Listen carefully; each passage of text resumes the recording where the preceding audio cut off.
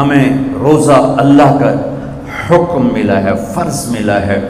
جیسے اللہ بہت بڑا، اللہ کا حبیب اس کے بعد بہت بڑا، یہ دونوں مل کے کہہ رہے ہیں روزہ رکھو، اب چھوڑیں گے؟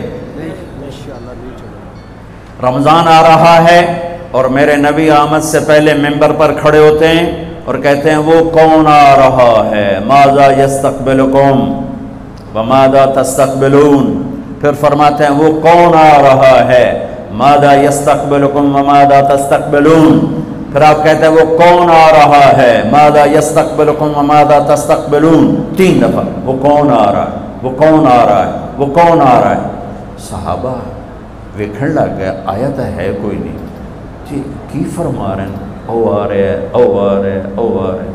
تو حضرت عمر کھڑے ہو گئے، یا رسول اللہ اوحی نزل، بندہ تو کوئی ہے نہیں، تو کیا وحی آئی ہے؟ ہمیں کہا نہیں۔ تو کیا کوئی دشمن آ رہا ہے جو آپ نے دور سے دیکھ لیا ہے اور ہم اس کی تیاری کریں؟ ہم نے کہا نہیں۔ تو کہتے پھر کون آ رہا ہے؟ ہم نے کہا رمضان آ رہا ہے، رمضان آ رہا ہے۔ فرض 70 فرضوں کے برابر، نفل فرض کے برابر، تراویح کے ہر سجدے پر 1500 نیکی، ہر سجدے پر 1500 نیکی، تراویح کے ہر سجدے پر جنت میں خوبصورت گھر جس کے 60,000 سونے چاندی کے دروازے، تراویح کے ہر سجدے پر جنت میں ایک درخت سونے چاندی کا جس کے نیچے 100 سالہ عربی گھوڑا دوڑ سکتا ہے۔ یہ میرے رب کا کرم، فضل، انعام۔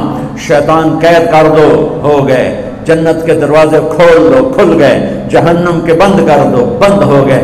اے مچھلیوں، اے چیونٹیوں، اے پرندوں، اے پروانوں، اے سانپ بچھو، تم بھی روزے داروں کے لیے دعا شروع کر دو، کر دی۔ سمندر کی مچھلیاں، زمین کی چیونٹیاں روزہ رکھنے والوں کے لیے دعا۔ اور افطاری کے وقت دسترخوان بچھا ہوا ہے، کھانا سامنے ہے، کھا نہیں رہا، ہاتھ اٹھا کے دعا مانگ رہا ہے۔ میرا اللہ کہتا ہے انہوں کڑی شہ روکی بیٹی، کھاندا کیوں نہیں، یہ پیندا کیوں نہیں؟ دسو نا فرشتے ہو، دسو نا یہ کیوں نہیں کھاندا، یہ کیوں نہیں پیندا؟ کہ مولا تیری خاطر، کہ بس ٹھیک ہے پھر میری تسبیح چھڑ دیو تو میرے روزے داراں دی دعا تے آمین شروع کر دو۔ حتیٰ کہ اللہ عرش کے فرشتوں سے فرماتا ہے کہ میری تسبیح چھوڑ دو۔ اور اس وقت جو افطار پر دسترخوان سجے ہوئے ہیں اور لوگ کھانے سامنے رکھ کے بیٹھے ہوئے ہیں کہ اللہ کا امر آئے گا، میرے نبی بھی ایسے ہی فرماتے تھے۔ میرے نبی نے 9 رمضان دیکھے، 9 رمضان میرے نبی نے دیکھے، ان میں 2 30 کے تھے، 2 رمضان 30 کے اور 7 29 کے۔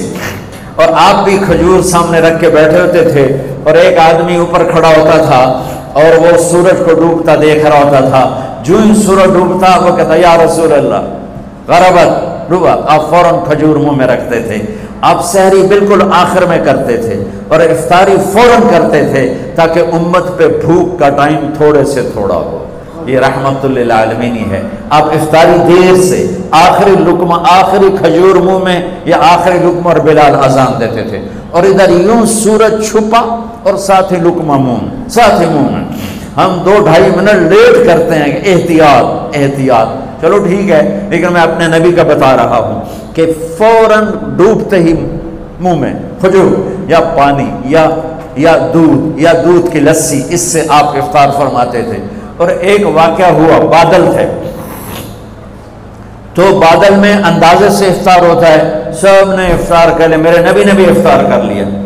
اور تھوڑی دیر بعد جب نماز پڑھنے کے لیے اٹھے تو بادل ہٹے تو سورج کھڑا ہوا تھا، تو وہ روزہ سب کا قضا ہوا۔ پھر رمضان کے بعد سارے مدینے نے، میرے محبوب نے بھی وہ روزہ دوبارہ قضا کیا۔ تو میرے بھائیوں، اس مہینے میں اللہ نے قرآن کو اتارا، اس میں لیلۃ القدر کو اتارا، اس میں اللہ تعالیٰ نے مسلمانوں کو پہلی دفعہ فتح عطا فرمائی، جنگ کے بدر کی فتح کا تحفہ رمضان میں، مکے کی فتح کا تحفہ رمضان میں، جس سے اللہ بہت بڑا اور اللہ کا حبیب بہت بڑا۔ پھر اللہ نے اپنے حبیب کو امت بھی اسی کے حساب سے دی۔ میں تھوڑا فرق بتاؤں موسیٰ علیہ السلام کی امت اور میرے نبی کی امت کی۔ موسیٰ علیہ السلام کی قوم آگے موسیٰ پیچھے ہارون، اور چلتے چلتے سمندر پہنچے، آگے آ گیا سمندر، پیچھے آ گیا فرعون۔ قال اصحاب موسیٰ، موسیٰ علیہ السلام کے ساتھی صحابہ اس میں طنز ہے کہ اتنی صحبت اٹھا کے بھی عقل نہ آئی. قال اصحاب موسیٰ، بنو اسرائیل نہیں کہا، اصحاب موسیٰ کہا، کہ ان کے لیے اس میں لان تان ہے کہ اتنی صحبت کے بعد بھی تمہارا ایمان یقین نہ بنا.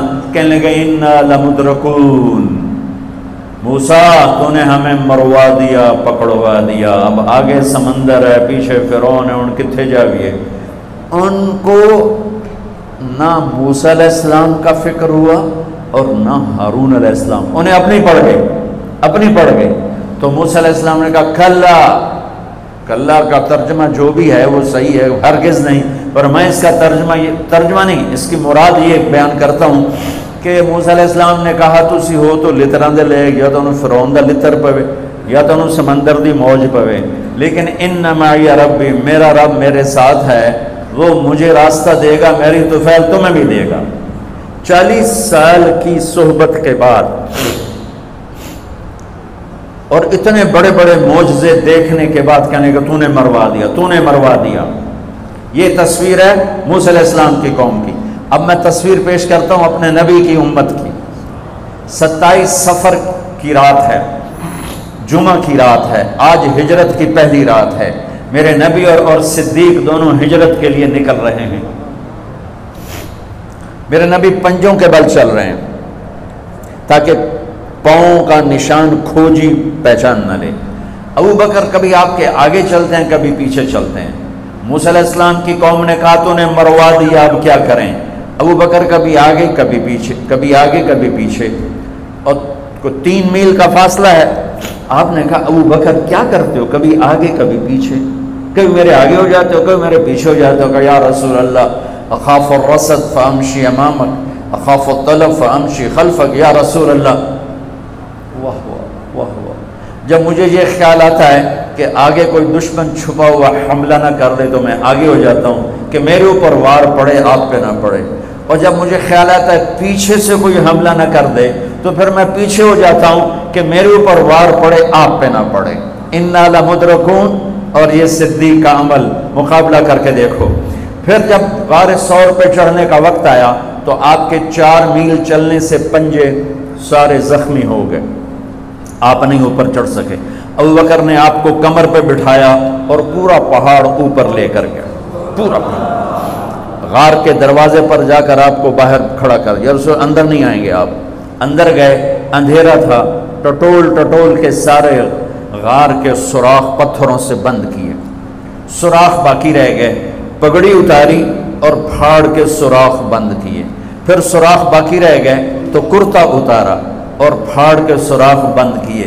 سارے سوراخ بند کر کے ایک باقی تھا جس میں سانپ تھا، اس پہ اپنی ایڑی ڈال دی.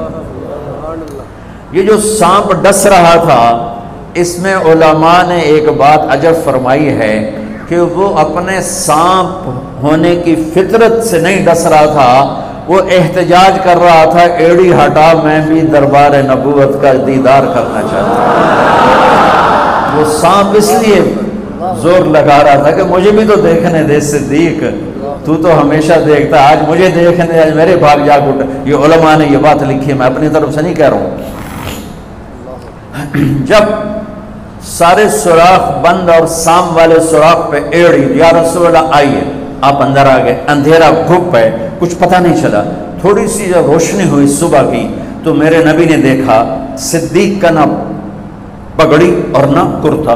تو آپ نے فرمایا ابو بکر اچھا بھلا تو تھا، وہ کرتا کہاں گیا، تیری پگڑی کہاں گئی؟ تو انہیں دکھایا یا رسول اللہ یہ آپ سوراخ دیکھ رہے ہیں، مجھے ڈر لگا کوئی ان میں کوئی چیز ایسی تکلیف دینا ہو، تو میں نے کرتا پگڑی پھاڑ کے یہ سارے سوراخ بند کیے.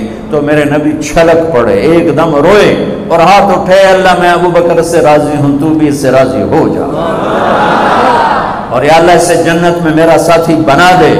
اسی وقت جبریل اترے، یا رسول اللہ ابشر، یا رسول اللہ خوشخبری ہو، اللہ آپ کے ابو بکر سے راضی ہو گئے اور جنت میں آپ کا ساتھی بنا دیا. اللہ نے امت دی. وہ امت کہہ رہی ہے تو نے مروا دیا، اب ہمیں بتا تو ڈوب یا بچا، ہمیں بتا ہم کیا کریں. اور یہ امت کہہ رہی ہے آگے سے وار ہو تو میں برداشت کروں، پیچھے سے وار ہو تو میں برداشت کروں. بنو اسرائیل نے سمندر کو پھٹتے دیکھا، اور 4 قدم چلے ہیں تو مروا علی قوم یعقفون اصنام لہم، کیا دیکھا کہ کچھ لوگ بتوں کی پوجا کر رہے ہیں، بتوں کی پوجا کر رہے ہیں۔ تو 40 سال کی صحبت اور فرعون کا ڈوبنا، سمندر کا پھٹنا دیکھنے کے بعد کہنے کہ موسیٰ اجعل لنا الہا کما لہم آلہہ، موسیٰ ہمیں بھی ایک خدا ایسا لے کے دو جیسے ان کا پتھر کا خدا کا پھٹے منہ توڑا، اور تم اتنے معجزے دیکھ کر بھی تم پتھر کے بت مانگتے ہو، انکم قوم تجہلون۔ یہ بنی اسرائیل کی مثال قرآن دے رہا ہے۔ میں اپنے نبی کی امت بتاتا ہوں، 2 نبی ہیں، ایک آگے ایک پیچھے، موسیٰ آگے ہارون پیچھے۔ اب مثال دے رہا ہوں کہ 2 نبیوں کی صحبت میں، اور تھوڑی سی قوم ہے، 6 لاکھ مبالغے کا عدد ہے، تھوڑے تھے، 6 لاکھ نہیں تھے، کم تھے، اور وہ اتنی لمبی صحبت کے بعد کہہ رہے ہیں ایک پتھر کا خدا لے کر دو۔